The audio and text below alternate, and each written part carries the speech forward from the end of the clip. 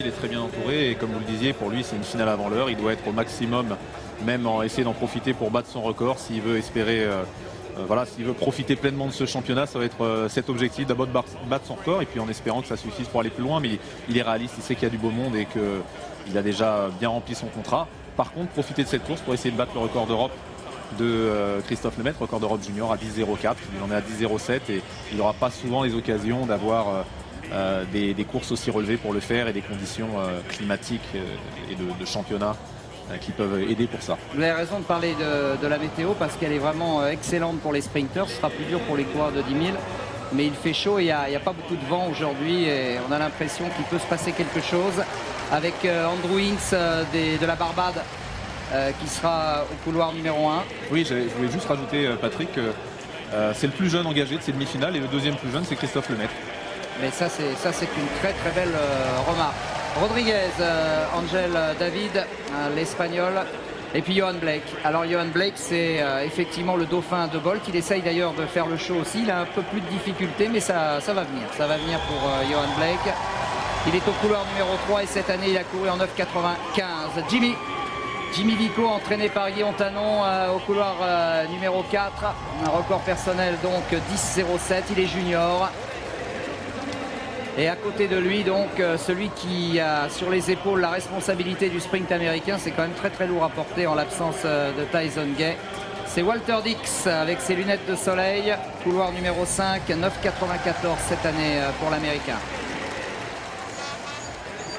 Dwayne Chambers, le banni de retour bien sûr, le repenti devrais-je dire. Dwayne Chambers, le Britannique, 10,01 cette année, couloir numéro 6. Il avait terminé deuxième des championnats d'Europe de Barcelone, derrière Christophe. Et puis attention aussi à Keston Blenman de Trinidad et Tobago, 9,93 cette année, c'est-à-dire quasiment le même temps que Christophe Lemaitre. Garçon très très dangereux. Et que dire également de Daniel Bailey d'Antigua, qui lui a couru en 9,97 cette année. Autant dire que pour Jimmy Vico, c'est vraiment... C'est une course pour prendre de l'expérience. Ah, oui, il peut lui arriver que du bonheur. Que du bonheur. Là, il n'a rien à perdre et personne ne lui reprochera quoi que ce soit, quoi qu'il arrive. Donc, il doit courir libéré, le plus relâché possible. Et avec le talent qu'il a, oui, sait-on jamais. On sait simplement qu'il a fait 2 fois 10,07 par la saison. Donc, il peut avoir un chrono bien supérieur. Si le vent est bon aussi, parce qu'il a été très bizarre. Des fois défavorable. À d'autres moments, il était parfait.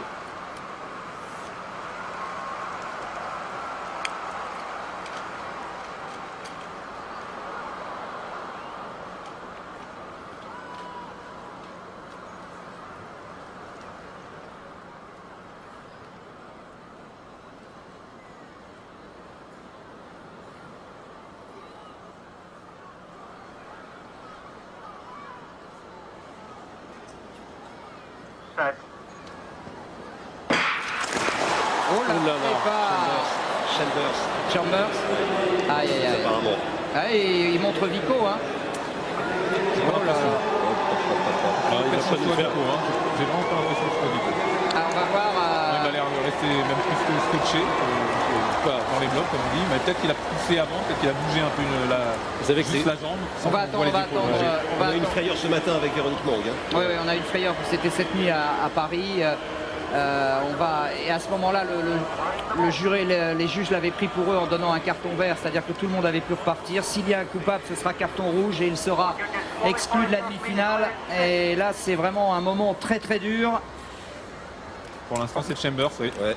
Aïe aïe aïe, Dwayne Chambers qui est éliminé de cette demi-finale sans concourir. On retrouve un peu le Linford Christie à Atlanta, qui avait connu pareil mésaventures et qui était parti, qui avait quitté le stade avec une grande dignité. Chambers refuse, faut quand même pas exagérer, vous n'allez pas sortir Dwayne Chambers, monsieur le juge, vous allez le laisser où il est, là il est déjà suffisamment puni comme ça. Et il va falloir expliquer à ce juge coréen qu'il y a des tristesses que l'on respecte. Alors on va revenir... il veut regarder la course. C'est normal, on va revoir... Et oui, il a reculé, il a envoyé une pression qui est exercée d'avant en arrière. Donc sur les blocs, forcément, ça a un effet, il recule un peu. Franchement, hein, c'est dur. Hein. C'est très, très dur. On ne doit plus bouger quand on est en position. Jimmy Vico, Couloir numéro 4.